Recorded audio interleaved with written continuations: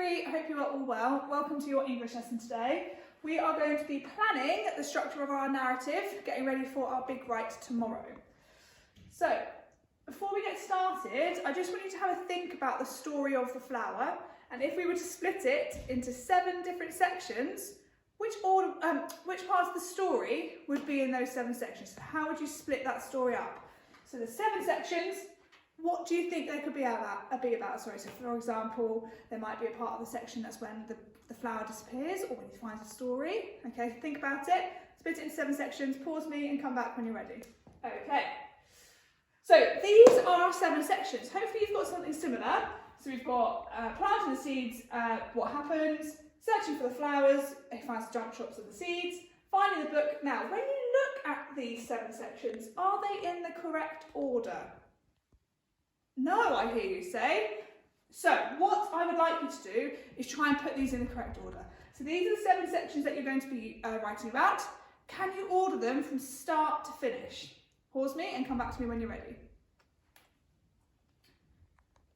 Okay, so here are our answers. So we are going to start with introducing Brig, who he is and where he works, discovering the flowers, searching for them, finding the seeds and planting them. The plant grows, but then it disappears, and finally searching for the flowers and finding them in the dust heaps. So hopefully you all have our e-plan ready to go for this planning lesson. We're going to go through each section and we're just going to explain to you what you're going to need to include in each part of in each paragraph. Now just remember, this is a plan, it's not full sentences, it's not writing everything that you want to include in your big write, it's just short, sharp, maybe bullet points or keywords that you're going to include when you are writing. Okay, so our first section is who is Brig and where does he work? So in this part, obviously we want to introduce the character, so you might have some adjectives to describe him. We've talked about him maybe being quite isolated, maybe quite bored. Okay, then,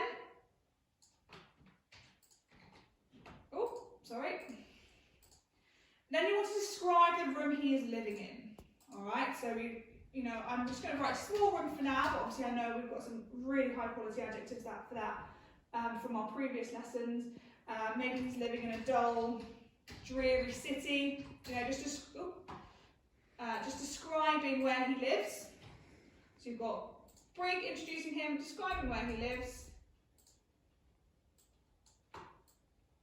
and then talking about where he works. So we've got Brig, where he lives, and where he works.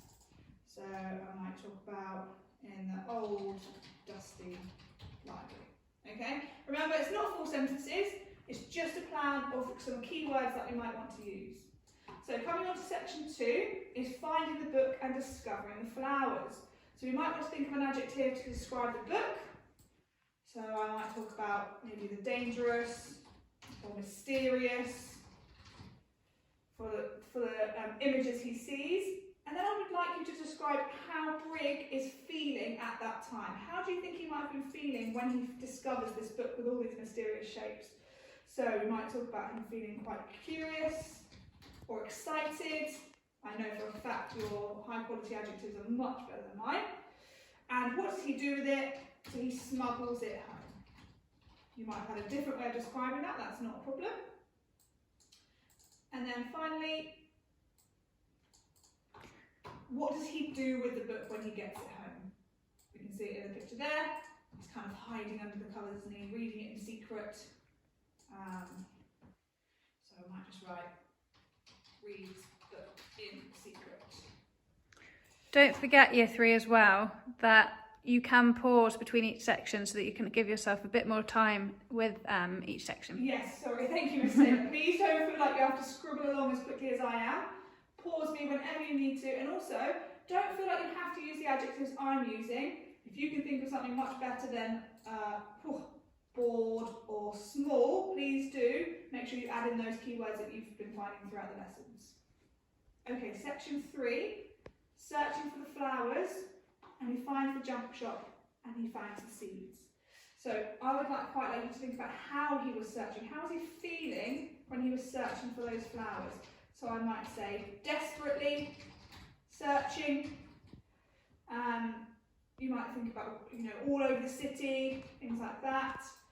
Then we want to describe the junk shop.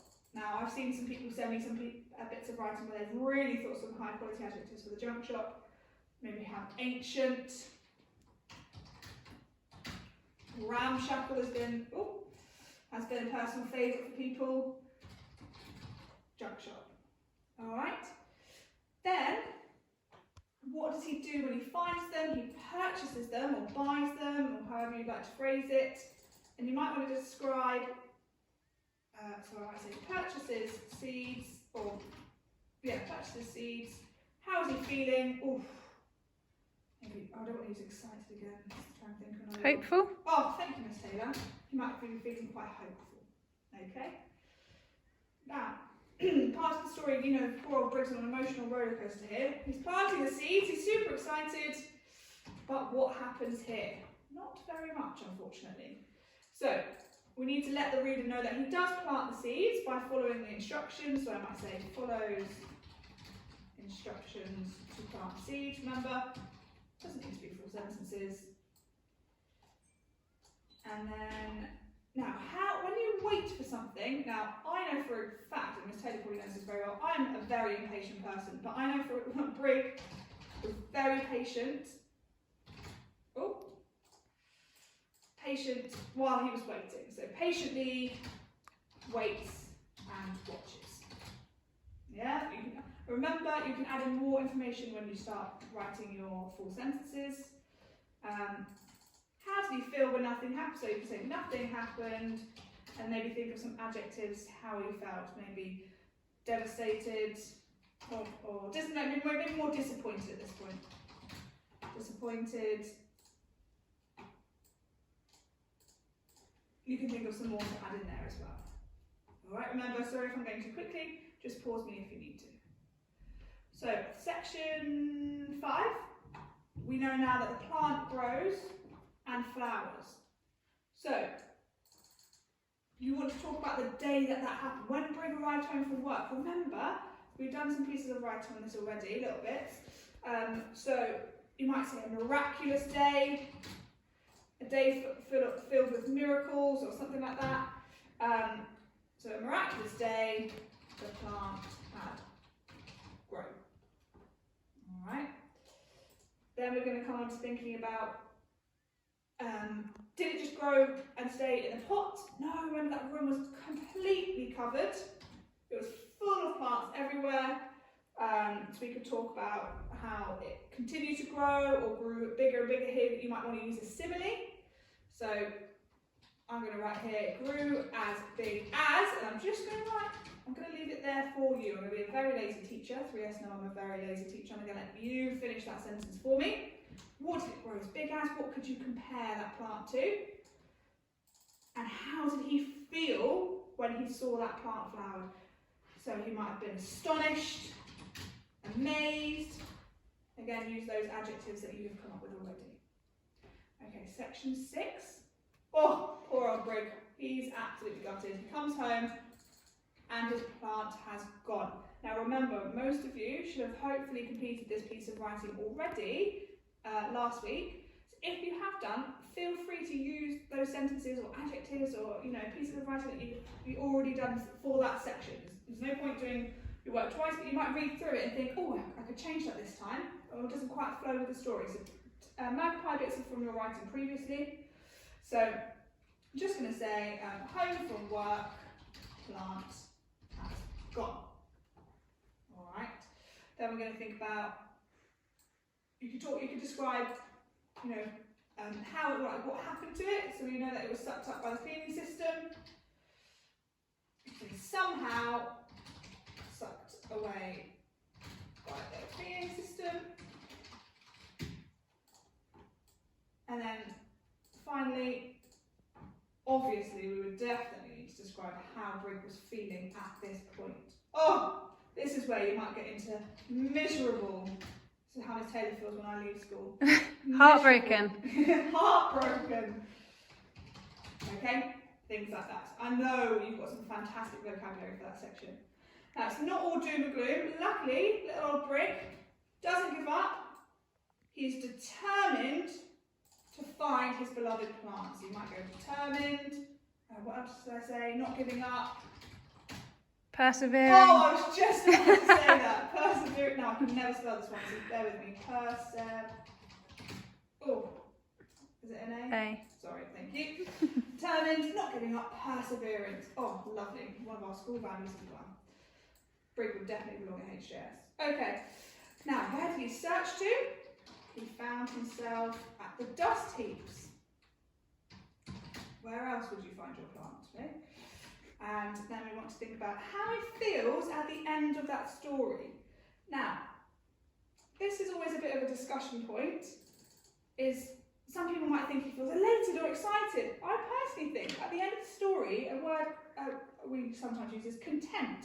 So when you're really happy with everything that's going on with your life, and he's kind of used to the flowers now, he's not got that first huge excitement, you might think he's quite content. You might actually think, no, Miss Smith, you are wrong. Brig's on top of the world. He is so happy he's found his flowers. So however you feel that Brig is feeling at the end of the story, you can use those adjectives there. So I'm just going to write content, and I quite like the final sentence of the story, so feel free to use it as well. He sits and wonders how long it would take to fill the city with flowers, or something along those lines. I don't know if that's directly it. So, hopefully, I know I've gone through that quite quickly, but remember to pause me where you need to, and don't feel that you just have to copy. Like I've said, your ideas are always better than mine. So add in those high quality adjectives that you found, or any other descriptive words, and just bullet points. You should just really need 3 pointers for each paragraph. You don't need to start writing today. So we just want the plan ready, and then have that ready for tomorrow for your writing. Good luck.